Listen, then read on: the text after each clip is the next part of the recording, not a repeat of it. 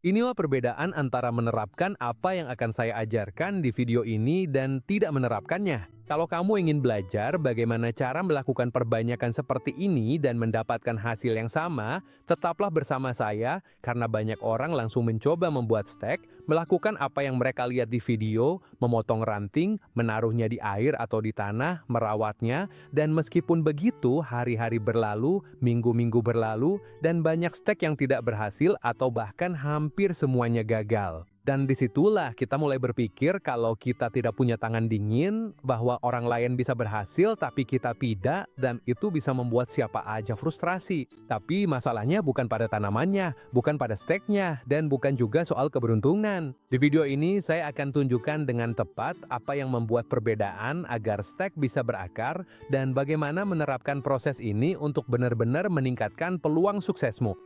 Lihat, saya jelasin.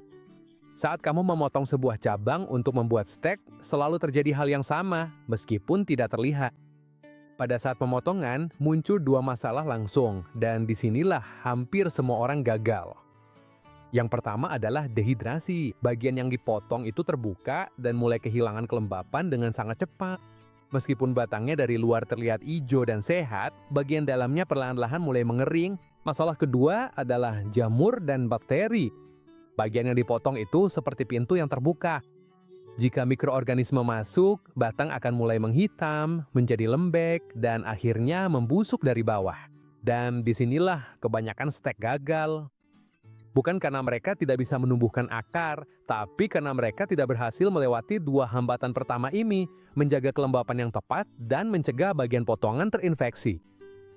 Hanya ketika stek berhasil melewati ini, tanaman akan berhenti bertahan dan bisa mulai melakukan apa yang memang sudah menjadi kemampuannya, membentuk akar baru.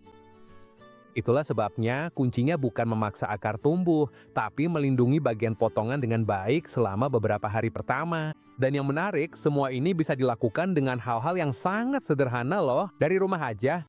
Sebelum mencampur apapun, mari kita lihat dulu apa aja yang kita butuhin. Kita akan membutuhkan selembar daun lidah buaya, dari situ kita ambil 2 sendok makan dagingnya, 1 sendok teh madu, setengah sendok teh bubuk kayu manis, 1 batang rosemary segar atau kering, dan 1 butir aspirin.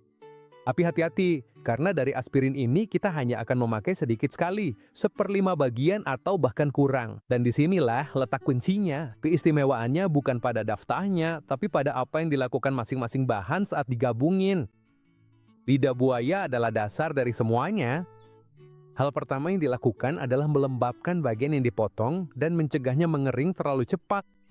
Tapi selain itu, lidah buaya juga memberikan vitamin dan fitohormon alami yang membantu tanaman pulih dari stres akibat pemotongan. Ini seperti mengoleskan krim penenang tepat di bagian yang paling membutuhkannya. Madu juga sangat bermanfaat untuk kita. Madu menciptakan lapisan lembut di sekitar luka. Madu emang nggak menutupnya sepenuhnya, tapi sangat menyulitkan jamur dan bakteri untuk masuk. Ini perlindungan yang sederhana, tapi sangat efektif. Kayu manis adalah sekutu hebat melawan jamur. Memang tidak membuat keajaiban, tapi sangat mengurangi pembusukan yang merupakan salah satu penyebab kegagalan paling umum pada stek. Rosemary memberikan senyawa alami yang membantu menjaga area sekitar luka tetap bersih dan mengurangi masalah di hari-hari awal yang sangat rentan itu. Dan aspirin, di sini kita harus benar-benar paham untuk apa fungsinya. Aspirin tidak digunakan untuk menumbuhkan akar. Aspirin mengandung asam salisilat yang membantu tanaman mengelola stres akibat pemotongan dan mengaktifkan mekanisme pertahanannya. Artinya, aspirin tidak memaksa tanaman melakukan apapun, hanya mencegahnya layu terlalu cepat. Itulah sebabnya aspirin digunakan dalam jumlah yang sangat sedikit.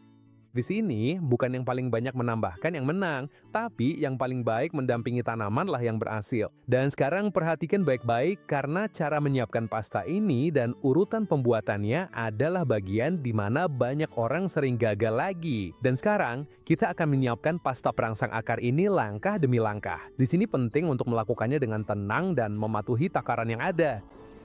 Dalam sebuah mangkuk, kita akan memasukkan 2 sendok makan daging lidah buaya.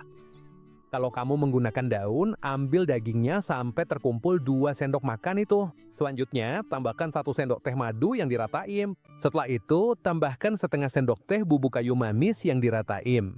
Sekarang ambil 1 batang kecil rosemary, remas sedikit dengan jari atau ulekan, lalu masukkan ke dalam mangkuk. Sekarang giliran aspirin, dan di sini kita harus sangat hati-hati. Ambil tabletnya, lalu serut perlahan dengan pisau kecil. Kita hanya menggunakan serbuk yang menempel di ujung pisau. Itu kira-kira setara dengan 1/5 tablet atau bahkan kurang.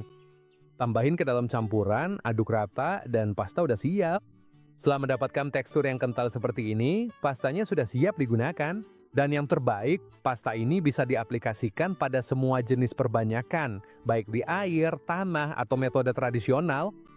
Pasta ini bekerja di semua metode tersebut. Olesin 1 atau 2 cm saja pada luka potongan. Itu akan melindungi stek dari jamur dan bakteri. Pasta ini tidak memaksa tanaman untuk berakar, hanya menghilangkan hambatan aja. Selain itu, pasta ini sangat cocok untuk tanaman buah seperti lemon, ara, atau zaitun muda. Waktu terbaik untuk melakukannya adalah di akhir musim panas atau awal musim semi, saat tanaman sedang aktif tapi tidak stres.